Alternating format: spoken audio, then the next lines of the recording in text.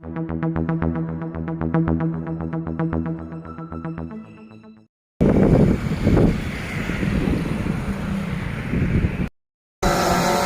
మండలంలో ఇంటింటి తెలుగుదేశం పార్టీ కార్యక్రమాన్ని నిర్వహిస్తున్నాం. ఈ కార్యక్రమాన్ని ఈ గ్రామస్తులందరూ కూడా మనస్ఫూర్తిగా స్వాగతించడం, ఈరోజు తెలుగుదేశం పార్టీ జనసేన నాయకులందరూ కూడా కలిసికట్టుగా ఈ కార్యక్రమాన్ని విజయవంతం చేసినటువంటి దానికి ప్రయత్నం చేసేటువంటి ప్రతి ఒక్కరికి కూడా మనస్ఫూర్తిగా నా కృతజ్ఞతలు తెలియజేసుకుంటున్నాను. పొలంనేరు పట్టణానికి ఆనుకొని దాదాపు కలిసిపోయినటువంటి గ్రామ పంచాయతీ. ఈ గ్రామ పంచాయతీలో ఎప్పటి నుంచినో ఉన్నటువంటి రైతాంగం మొత్తం సెరికల్చర్ పైన ఆధారపడి జీవించే వాళ్ళు ఎక్కువ మంది గ్రామ పంచాయతీలో ఉన్నారు.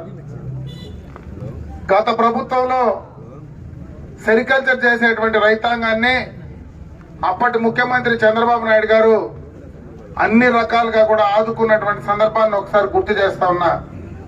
ఈ 4.5 సంవత్సరంలో సెరికల్చర్ రైతులకు రావాల్సినటువంటి ఇన్పుట్ సబ్సిడీ కానీ, అదేవిధంగా పంట మేపిన తర్వాత దానికి కావలసినటువంటి మందులు కానీ, వాళ్ళకి ఇస్తా ఉన్నటువంటి మేపుకోవడానికి వచ్చేటువంటి బిల్డింగులకు సంబంధించి కానీ అన్ని రకాలుగా ఈరోజు ఈ రైతాంగాన్ని చిన్నచూపు చూస్తూ ఉంది. ముఖ్యంగా ఈరోజు ఒకసారి ఆలోచిస్తే ఎంతో మంది పట్టణాలకు పోయి చదువుకునేటువంటి యువకులందరూ కూడా ఈరోజు సెరికల్చర్ వైపు మొగ్గేటువంటి పరిస్థితి ఉంది.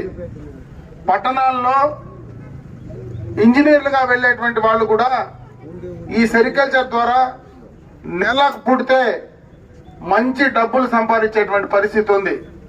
ఈ ప్రభుత్వం నిర్లక్ష్యం వల్ల ఇది పూర్తిగా కూడా నాశనం అయిపోయేటువంటి ప్రమాదం ఈరోజు కనపడతా ఉంది. ఇక్కడ ఉన్నటువంటి రైతులు ఎన్నో దఫాలుగా ముఖ్యమంత్రిని కలిసే ప్రయత్నం కూడా చేస్తే కనీసం ముఖ్యమంత్రిని కలిసేటువంటి పరిస్థితి కూడా లేదనేది ఈ సందర్భంగా తెలియజేసుకుంటున్నా. అదే కాకుండా ఈ సెరికల్చర్ వల్ల రీలింగ్ యూనిట్లన్నీ కూడా మూతపడిపోయేటువంటి పరిస్థితి ఈరోజు కనపడతా ఉంది.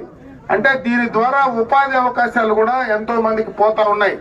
ఈరోజు ఈజీఎస్ నుంచి ఏదైతే జాతీయ ఉపాధి హామీ పథకం కింద గత ప్రభుత్వంలో మొక్కలు నాటుకోవడానికి కూడా డబ్బులు ఇచ్చినటువంటి సందర్భాన్ని ఒకసారి గుర్తు చేస్తా ఉన్నా.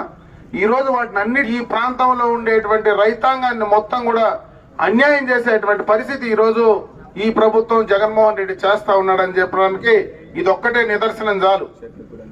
అదే విధంగా డ్రిప్ కు సంబంధించి, ఎందుకంటే సెరికల్చర్ రైతులు మొత్తం కూడా డ్రిప్ పైన ఆధారపడతారు. ఆ డ్రిప్ కు సంబంధించినటువంటి పరికరాలు మొన్నటి దాకా దాదాపు 4.25 సంవత్సరం కనీసం పైపులు ఇచ్చేటువంటి పాపాను కూడా ఈ ప్రభుత్వం పోలేదంటే ఎంత నిర్లక్ష్యం రైతాంగం పైన ఈ ప్రభుత్వం చేస్తా ఉందో ఒకసారి ఆలోచించుకోమని చెప్పి గ్రామ రైతులందరినీ కూడా నేను కోరుకుంటా ఉన్నా. ఇకపోతే ఇది కొంచెం పట్టణానికి దగ్గర ఉంది కాబట్టి ఇక్కడ అన్ని కూడా భూముల రేట్లు పెరిగాయి. ఈ ప్రాంతంలో గతంలో బైపాస్ రోడ్డు తీసుకొచ్చినప్పుడు ఇక్కడ చాలా మంది రైతులు భూములు ఇచ్చినటువంటి సందర్భాన్ని ఒకసారి గుర్తు చేస్తా ఉన్నా. ఆ రోజు ఇక్కడ పట్టణ సమీపంలో ఈ రైతులకు ఉన్నటువంటి వాల్యూకు చాలా తక్కువ ప్రభుత్వం ఇచ్చే ప్రయత్నం చేస్తే ఆ రోజు ఈ ప్రాంత ప్రతినిధిగా, మీ శాసనసభ్యుడిగా, మీ మంత్రిగా ఉన్న సందర్భంలో దానికి ఇయ్యాల్సిన దానికి 3 రెట్లు అధికంగా కూడా ఇచ్చిపించినటువంటి సందర్భాన్ని ఒకసారి మీకు గుర్తు చేస్తా ఉన్నా. అదే విధంగా ఈ మేజర్ పంచాయతీలో గత ప్రభుత్వంలో దాదాపు 8.5 కోట్ల రూపాయలు మనం ఈ గ్రామ పంచాయతీకి సంబంధించినటువంటి హ్యామ్లెట్స్ ఏవైనా ఉన్నాయో వాటన్నిటికీ కూడా ఎక్స్టర్నల్ ఎయిడెడ్ ప్రాజెక్ట్ కింద ఈఏపీ రోడ్లు శాంక్షన్ చేసి వాటిల్లో కూడా కొన్ని పూర్తి చేస్తే ఈ ప్రభుత్వం నిర్లక్ష్యం వల్ల ఇంకా కొన్ని రోడ్లు పూర్తి చేయలేనటువంటి పరిస్థితి ఈ రోజు ఈ ప్రభుత్వం తీసుకునిందని చెప్పే విషయాన్ని కూడా ఒకసారి ఈ గ్రామ పంచాయతీకి ఉన్నటువంటి ప్రజానీకానికి తెలియజేసే ప్రయత్నం చేస్తా ఉన్నా. ఇవే కాదు, అన్ని రకాలుగా ఈ గ్రామంలో యువత ఉన్నారు. ఈ గ్రామ పంచాయతీలోనే ఎప్పటి నుంచినో ఈ ప్రాంత కళ, ఇక్కడ ఒక ఆటో నగర్ కావాలని, ఈ ప్రాంతంలో ఆటో నగర్ వస్తే ఎక్కడి నుంచో చిన్న చిన్న ఇండస్ట్రీస్ వస్తే ఈ గ్రామ పంచాయతీలో ఉండేటువంటి యువకులందరికీ కూడా ఉపాధి అవకాశాలు వస్తాయనే గత ప్రభుత్వంలో ఎప్పుడు ఎక్కడా లేని విధంగా దాదాపు 25 సంవత్సరాలుగా పెండింగ్ ఉన్నటువంటి ప్రాజెక్టును ఒక్క సంవత్సరంలోనే పూర్తి చేసి ఈ రోజు బైపాస్ పక్కన బ్రహ్మాండంగా కూడా ఆటో నగర్ ఉంది. అక్కడ ఉపాధి అవకాశాలు ఈ రోజు వస్తున్నాయా లేదా కండ్లకు కడినట్టు కనపడతా ఉంది. అన్ని రకాలుగా కూడా ఈ ప్రాంత ప్రజలను ఆదుకున్న రైతులు గాని యువకులు గాని అందరినీ కూడా ఆదుకున్నటువంటి సందర్భాన్ని ఒకసారి గుర్తు చేస్తా ఉన్నా. ఈ ప్రభుత్వం వచ్చిన తర్వాత చేసిన కార్యక్రమాలు ఏమీ లేవు గాని కేసులు పెట్టడం, బెదిరించడం, భయపెట్టడం తప్పించి ఇంకే కార్యక్రమాలు చేశారో నేను ఇది చేశానని చెప్పుకునేటువంటి పరిస్థితి కూడా ఈ ప్రభుత్వానికి లేదని చెప్పే సందర్భంగా తెలియజేసుకుంటూ మళ్ళా ఈ రాష్ట్రానికి, ఎందుకంటే ఇక్కడ మొత్తంగా కూడా యువకులు ఉన్నారు, ఈ రాష్ట్రానికి ఈ రాష్ట్ర భవిష్యత్తుకు యువకుల భవిష్యత్తు బాగుండాలంటే ఖచ్చితంగా తెలుగుదేశం ప్రభుత్వం రావాలా. చంద్రబాబు నాయుడు గారు, పవన్ కళ్యాణ్ గారు కలిసి ఈ రాష్ట్రంలో అధికారం తీసుకురావాలా. చంద్రబాబు నాయుడు లాంటి విజన్ కలిగినటువంటి నాయకుడు ఈ రాష్ట్రానికి ముఖ్యమంత్రి కావాలనేటువంటి విషయాన్ని దయచేసి అందరూ గుర్తించి రేపు రాబోయే ఎన్నికల్లో తెలుగుదేశం పార్టీ జనసేన ఉమ్మడి అభ్యర్థిగా నిన్ననే కూడా ప్రకటించడం జరిగింది. నేను ఈ నియోజకవర్గాల్లో పోటీ చేస్తున్నా. ఖచ్చితంగా నాకు సైకిల్ గుర్తుపైన ఓట్లేసి దయచేసి మీరందరూ కూడా మంచి మెజారిటీతో గెలిపించండి.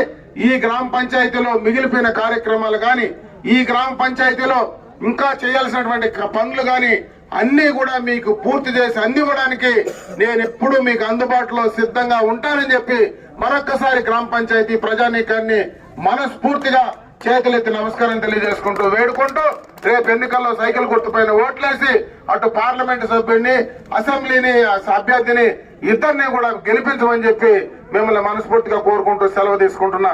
జై హింద్, జై తెలుగుదేశం, జై జనసేన.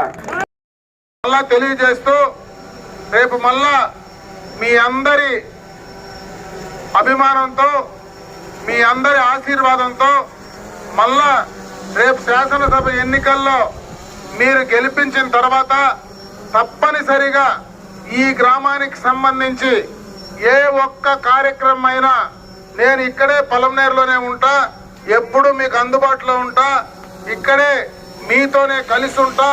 మీరు ఎప్పుడు ఏ అవసరం వచ్చినా నా దగ్గరకు నేరుగా వస్తే తప్పకుండా అవి పూర్తి చేసి ఇవ్వడానికి నేను సిద్ధంగా ఉంటానని చెప్పి